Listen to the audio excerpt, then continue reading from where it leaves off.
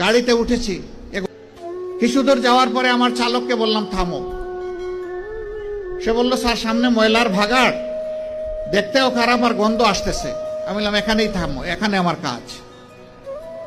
আমি 20 থেকে 22 মিনিট বসে আছি গাড়িতে। মাঝে মাঝে সেও আমার মুখের দিকে একটু ঘুরে তাকায়, আমার পাশে বসা একজন সহকর্মী তিনিও তাকান। তারা বুঝতে পারছেন না যে কেন এই জায়গাটায় আমি দাঁড়িয়ে আছি, কিছু বলছিও না করছিও না। ওই সময়টা পরে গাড়ির দরজা খুলে বের হলাম, তখন এই জল্লাদের শাসন চলতেছে বাংলাদেশে 2015 সাল। আমার সঙ্গী আমাকে বললেন আপনি গাড়িতে বসেন, কি করতে হবে আমাকে বলেন, আমি সেরে আসি। আমি বললাম better you come with me, আপনিও আসেন আমার সাথে আসেন। দরজা খুলে পিছনের দিকে হাঁটা শুরু করলাম। ড্রাইভার বলতেছে স্যার গাড়ি ব্যাক করি। আমি না, এখানে থাকো। একটা খাবারের দোকানে গিয়ে ঢুকলাম, কিছু খাবারের প্যাকেট নিলাম, পানি নিলাম, নিয়ে আবার এসে গাড়িতে বসলাম। এবার চালক বলতেছে স্যার যাই। আমি বললাম না, আমার কাজ শেষ হয়নি। 5-7 মিনিট পরে আমি গাড়ির দরজা করে আবার নামলাম।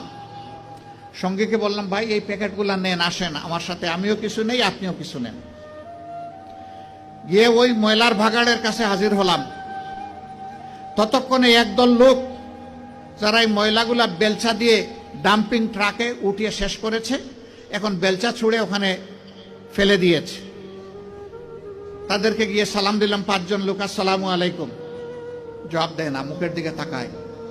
আবার সালাম দিলাম, আসসালামু আলাইকুম। এবারও জবাব পেলাম না, আবারও মুখের দিকে তাকায়। এরপরে বললাম কি ভাই আপনাদের মধ্যে কি কেউ মুসলমান আছেন?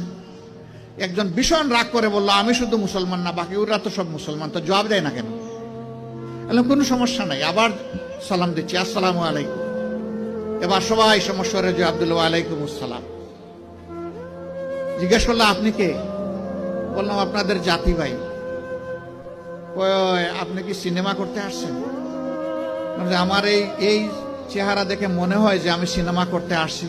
কয় না, তা তো মনে হয় না, কিন্তু আপনার কথাবার্তায় তো এরকমই মনে হচ্ছে। তো আপনি কেন আসছেন?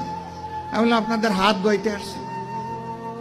ওই শুনেন আমরা গরিব মানুষ, আমাদেরকে নিয়ে উপহাস করবেন না। আমি বললাম আল্লাহর কসম আমি উপহাসও করতে আসিনি। তাইলে আপনি আমাদের হাত ধোয়াবেন কেন? আমি বললাম তোমরা সমাজের হাত দাও, একটা দিন অন্তত তোমাদের হাত ধোয়াই। আমাদেরকে ছেড়ে দেন, আমাদের অনেক কাজ। বুঝতে পারছি না আপনি কি জিনিস।